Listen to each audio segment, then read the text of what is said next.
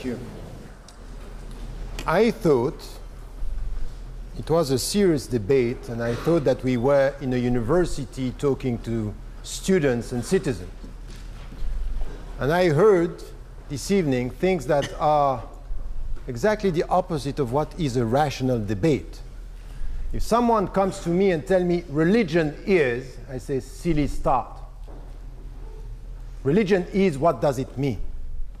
And the way you just talk now about Islam is, and coming with things that are completely wrong as to the facts. By the way, I was myself on some position against Al-Qaradawi that you quoted, but he's one of the few who said that apostasy is not punished by death. So if you want a rational debate, you come with facts, you don't come with emotional blackmail on your own personal life. And then you start your discussion with anecdotes, with facts that are taken from history, and you build the history out of facts like this. I can do exactly the same with any ideology in the world. So if you do like this is not a rational debate. No, sorry. I have 6 minutes. And so that's not a rational debate. These are anecdotes just to attract the attention towards something which is a superficial, essentialized positioning. And you did exactly the same. So let me start by saying the proposition here, by saying religion is, or religion harms, is by definition the wrong start, and we have to say no to any kind of essentialization. That's very dangerous. And by supporting this propositions, you are dangerous minds. So I would say that from the very beginning, you were talking about undermined rationality. We start with it, with this proposition. Now let me say a few things about that. 4 problems we have here. The first one is, by starting in such a way, we have a binary vision of reality. On the one side, we have religion. On the other side, we don't know exactly what we have, because you said secular. I'm sorry, secular is not atheism. Secular is a system within which we have multiple religions. Yeah. So don't confuse secularism, which has all the benefits, versus religion. You start in a way which is not scientific. This is not historical. This is nonsense. So,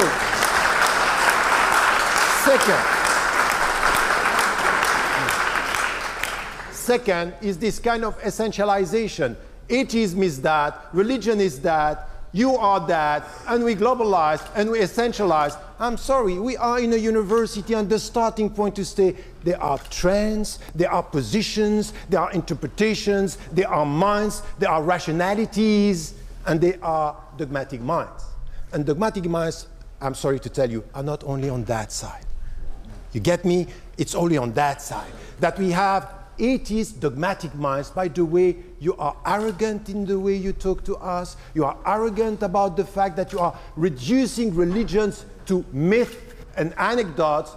I'm sorry, you are treating me, who is a believer, as if I am a child who is full of dreams and angels around, and I'm sorry. And you say, yes, that's exactly what it is. You fall into my trap. I wanted to show how arrogant you are. Thank you.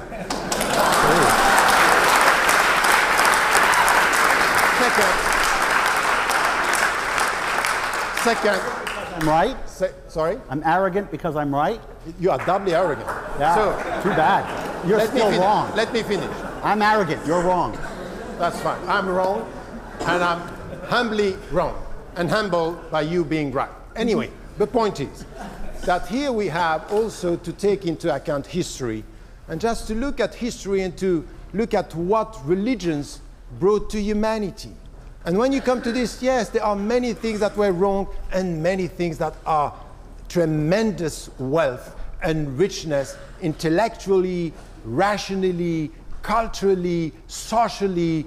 Yes, many things were good coming from religion. So to reduce this to some anecdotes, it's not scientific, it's not historical, is dangerous once again.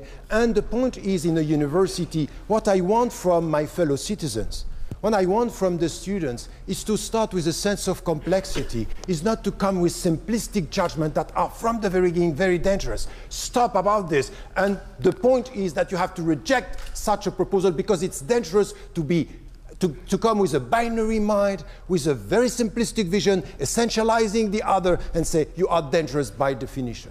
We are never dangerous by definition. We are dangerous by action, not by definition. So that's my conclusion.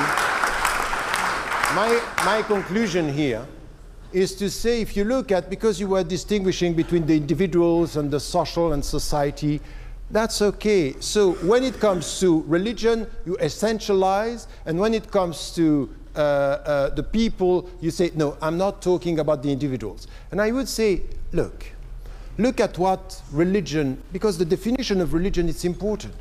Because what I got from societies, from organizations, is the way religion is dealing with our ego, teaching us, look, you will never be a human being if you don't master your ego, if you don't master your arrogance, if you don't master your mind, if you don't learn to give and generosity. You might say, we don't need religion. And I respond, but religion are doing the job as well. And the religious teachings are helping us. Buddhism is not only about reincarnation. Buddhism is about also how do you get this process through which you get out of suffering, because you get out of your ego and you learn to give. Not only about reincarnation. By the way, you talk about reincarnation and you talk about religion is very simplistic. So reducing religion to the way you are doing is rationally wrong, and it